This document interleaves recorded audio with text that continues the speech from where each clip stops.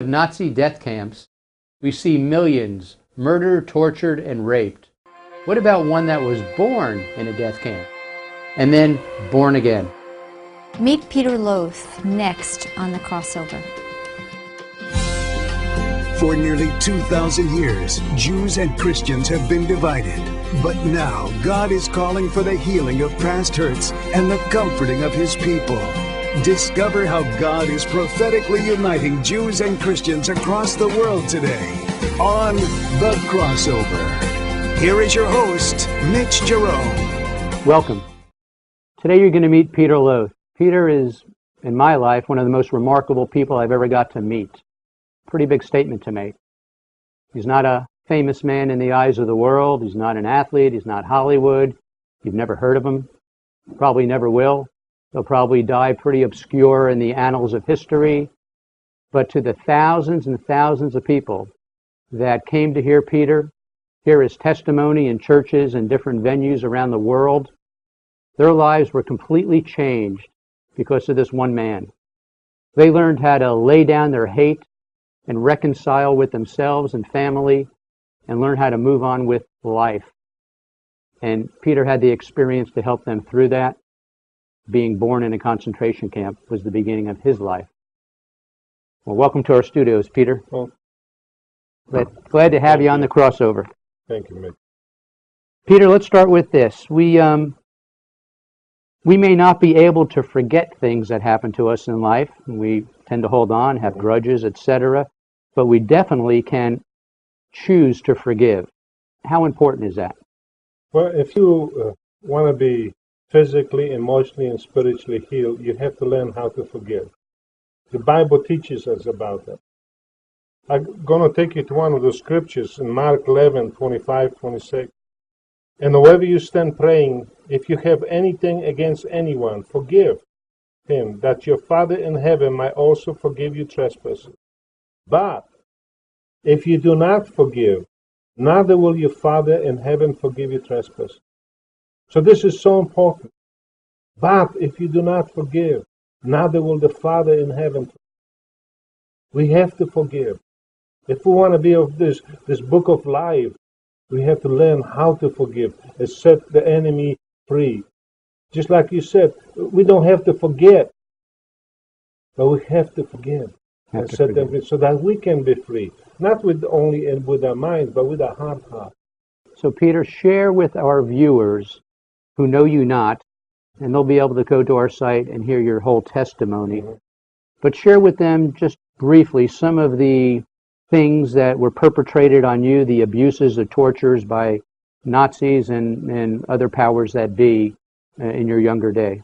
Well, I was tortured, I was abused, I was raped, I was become a human slave.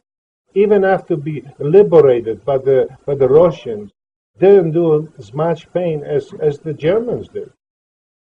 Not only the German experiment on us and inject us with all this pain and kill and stole everything from us. Now the Russians coming and doing the same thing. They abuse us, they take the children, they raping them, they raped us and do so much pain that we hardly couldn't take anymore. How old were you, basically? I was all the way from 5 till 14 years of age. And between that period of time, Peter, I know you showed me once your neck there. Maybe we'll be able to show that to our audience, that you've got a scar from neck all the way across. And also filled with you can see the lines of like a lines, blood lines. What happened there? When they filled us, the experimentation did on the children in Germany, and that's what they inject us with some kind of fluids or some kind of drugs that we have no clue what it is. But today I have a tremendous pains and all that all over my body, and I have no clue why. So instead of killing you, they spared your life, the Nazis, to use your body for experimentation. What about also, Peter, your feet? We went to the gym one day, and I gave you shoes to wear with those health food shoes with little points on it, not knowing what I was doing innocently. Yeah. Why did that hurt you so much? Because they were frozen in the bottom, and I can't walk on like little pebbles or rocks because it just hit me for the ceiling. Why? Because once your feet were frozen on the bottom, they're very tender and very, to the pain. So they took your feet, if I remember, put them on metal plates and then put water on it and stuck you out in freezing weather? They did to the other prisoners. They did that for women. And they made them stand, and then that's what they did. And then the SS officer came and pushed them, and then they were separated from that. Okay. Metal, the feet were separated. Just from ripped the bone. off. Just ripped Other off. things were done to your Right. feet. But again, experiments. Peter, so just that so our audience can get a little bit of a taste, and as we go through the show, just some of the things that you went through. Let me ask you this, because we interview a lot of survivors from the Holocaust, and many times we'll hear them say they feel a guilt for surviving, for being alive when their family, their mothers, their father, their sisters, brothers perished in the ovens, etc. Do you have to go through that? Did you? And I'm sure the second part is you probably have asked a question to God, why are you here? Yes, many times when goes through life, a lot of times thinking, why me? Why did I survive? Why not somebody else? Why didn't I go with my friends, who went with me through such abuses? And what's the purpose of it? And now I see it that He saved me for this time, for this season, so that I can be His witness. So this will never be forgotten.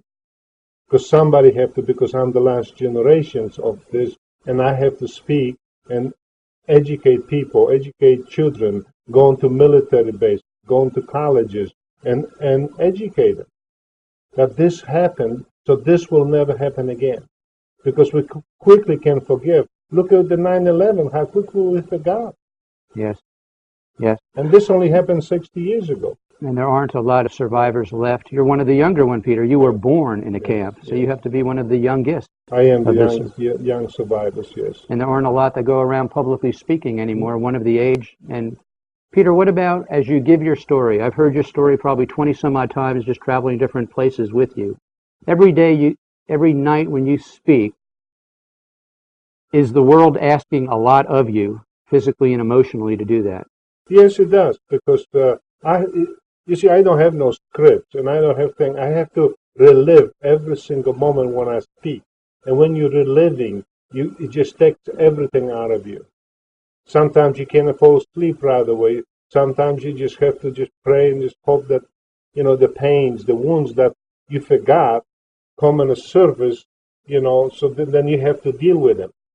Just a lot of things, because you forget what happened to us after we were liberated.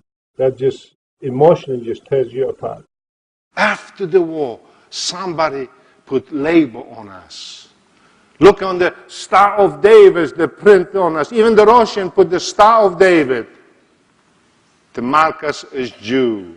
We have to work. We never was allowed to go to school. At night they came for the boys and the little girls. And they took them, they started drinking, and they started raping them. Did you ever see a child, little girl, raped by 4 men at a time? It's not something you're ever going to forget. And then the boys. By the time I was age of 14, I had a 6 rectal operation. I have to live with this pain.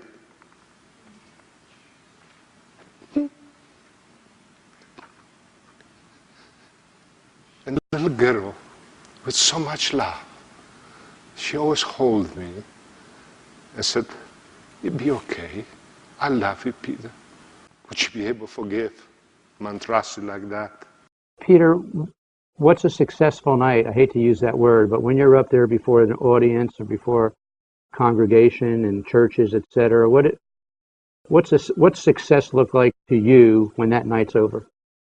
To me, it's a success when I bring some family or some person who have so much hate, so much bitter and anger to another human being, so that he can set himself free, so he can forgive, for instance, his wife or her husband who left him, who abused him, or maybe a child who was raped by the father or by the mother abused.